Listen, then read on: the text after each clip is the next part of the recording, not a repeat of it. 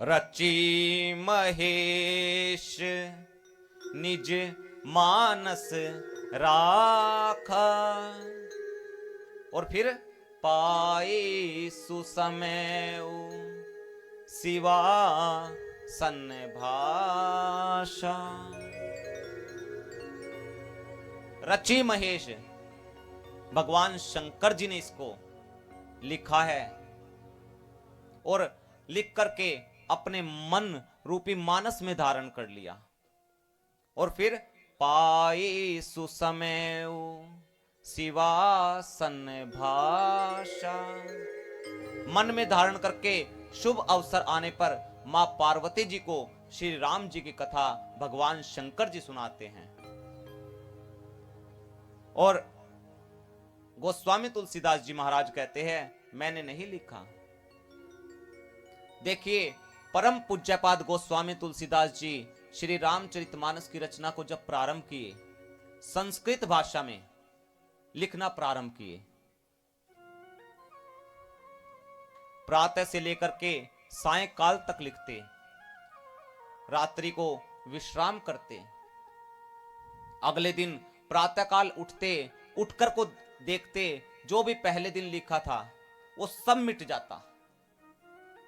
अगले दिन फिर ऐसे ही हुआ, ऐसे निरंतर रूप से 7 दिन तक चलता रहा। संस्कृत भाषा में लिखते, सुबह से शाम तक लिखते, अगले दिन आते और पूरे दिन की मेहनत खराब। 7वें दिन भगवान शंकर जी ने गोस्वामी तुलसीदास जी महाराज जी के सौपन में दर्शन दिया, कहा कि गोस्वामी जी आप इसे संस्कृत भाषा में मत लिखिएगा। कारण, क्योंकि भगवान शंकर जी को पता है आने वाले कली काल में संस्कृत भाषा को समझना सबके बस की बात नहीं।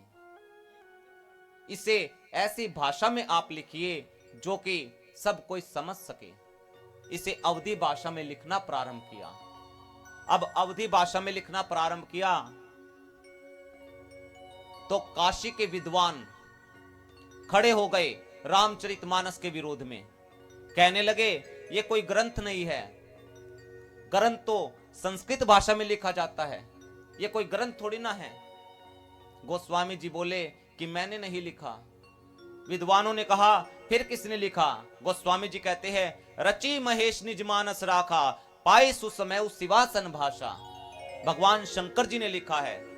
गोस्वामी जी को विद्वानों ने कहा ठीक है, इसका फिर निर्णय भगवान विश्वनाथ जी ही करेंगे। काशी के विश्वनाथ मंदिर में गए, ब्राह्मणों के साथ में गोस्वामी तुलसीदास जी महाराज, और विश्वनाथ मंदिर के गर्भगृह में सबसे नीचे श्री रामचरितमानस को रखा गया। उसके ऊपर 18 पुराण रखे गए, 6 शास्त्र रखे गए, 4 वेद रखे गए, और फिर मंदिर के पट को बंद कर दिया। शाम के समय सभी विद्वान अपने अपने घर चले गए, परंतु गोस्वामी तुलसीदास जी महाराज नहीं गए। वहीं मंदिर के सामने पट बंद है। गोस्वामी तुलसीदास जी महाराज प्रार्थना करते हैं, प्रभु जी राखो लाज हमारी, प्रभु जी राखो लाज हमारी, प्रभु जी राखो लाज हमारी। पूरी रात प्रार्थना करते रहे। अगले दिन प्रातःकाल ब्राह्मण आए, आकर के मंदिर के पट को खोल दिया, और क्या देखते हैं, जिन श्री रामचरितमानस को सबसे नीचे रखा गया था, वही श्री रामचरितमानस सबसे ऊपर रखी हुई मिली। और यही नहीं, भगवान श्री विश्वनाथ जी के श्री रामचरितमानस पर हस्ताक्षर हुए मिले। क्या हस्ताक्षर मिले? सत्यम शिवम सुंदरम इस शब्द की उत्पत्ति श्री रामचरितमानस से हुई। इसलिए श्री रामचरितमानस के सबसे प्रथम पेज पर सत्यम शिवम सुंदरम है। गोस्वामी जी श्री रामचरितमानस में 7 कांड की रचना करते हैं। कितने कांड? 7 कांड। सबसे प्रथम कांड श्री बाल कांड, दूसरा कांड श्री अयोध्या कांड, तीसरा कांड श्री अरण्य कांड, चौथा कांड श्री किष्किंधा कांड, पांचवा कांड श्री सुंदर कांड, छठा कांड श्री लंका कांड, सातवां कांड श्री उत्तर कांड।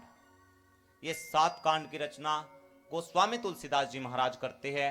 इनमें से जो 7वां कांड है श्री उत्तर कांड, इस उत्तर कांड में जीव के जीवन की कोई ऐसी समस्या नहीं, कोई ऐसा प्रश्न नहीं जिसका उत्तर श्री उत्तर कांड में ना हो। सब देखिए, जो श्री रामचरितमानस है इसके अंदर 4 घाट है, 4 जगह एक साथ कथा हो रही है। सबसे पहला घाट सुनिए, काशी जी का 80 घाट। कौन कौन गया है काशी जी? 80 घाट सुना है आपने? वहां पे 80 घाट, 80 घाट पे वक्ता के रूप में गोस्वामी तुलसीदास जी महाराज है और श्रोता के रूप में साधु संत समाज कह लीजिए या गंगा मैया कह लीजिए या परम पूज्यपाद गोस्वामी तुलसीदास जी महाराज कहते हैं, स्वांत सुखाए तुलसी रघुनाथ गाथा, अपने अंतःकरण के सुख के लिए। यह कौन सा घाट हुआ? 80 घाट, श्री रामचरितमानस का सबसे प्रथम घाट। गोस्वामी तुलसीदास जी महाराज कहते हैं कि मैं आपको वो कथा सुनाऊंगा जिस कथा को तीर्थराज प्रयाग में श्री याज्ञवल्क ऋषि जी ने भरद्वाज मुनि को सुनाया। अब कहां पहुंचे हम? कहां पहुंचे? तीर्थराज प्रयाग, दूसरे घाट पे। यहां वक्ता के रूप में है श्री याज्ञवल्क ऋषि जी और श्रोता के रूप में भरद्वाज मुनि हैं। इस घाट का नाम है कर्मकांड घाट। कर्मकांड संबंधी जितनी भी बातें हैं श्री याज्ञवल्क जी ने बताई। जो काशी जी में 80 घाट था वो शरणागति घाट था, उसका नाम। शरण संबंधी बातें परम पूज्यपाद गोस्वामी तुलसीदास जी महाराज ने कही।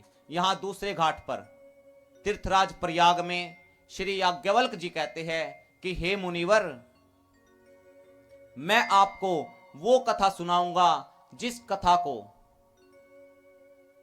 कैलाश गिरी पर्वत पर भगवान शंकर जी ने मां पार्वती जी को सुनाया। अब कौन से घाट पहुंचे हम? तीसरे घाट पर। इस घाट का नाम है ज्ञान घाट। जितनी भी मानस के अंदर ज्ञान संबंधी बातें हैं वो सब भगवान शंकर जी मां भवानी जी को बताते हैं।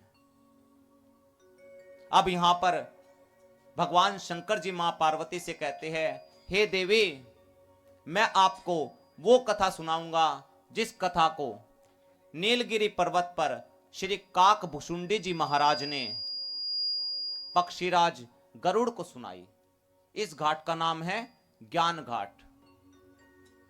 यहां पर वक्ता के रूप में श्री काकभुशुंडी जी महाराज है और श्रोता के रूप में पक्षीराज गरुड़ है।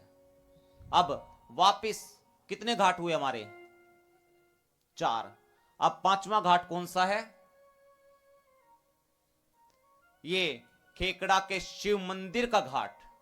यहां पर वक्ता के रूप में प्रभु राम जी की कृपा से आने वाले 7 दिनों तक मैं आपको श्री रामचरितमानस कथा को श्रवण कराने का प्रयास करूंगा।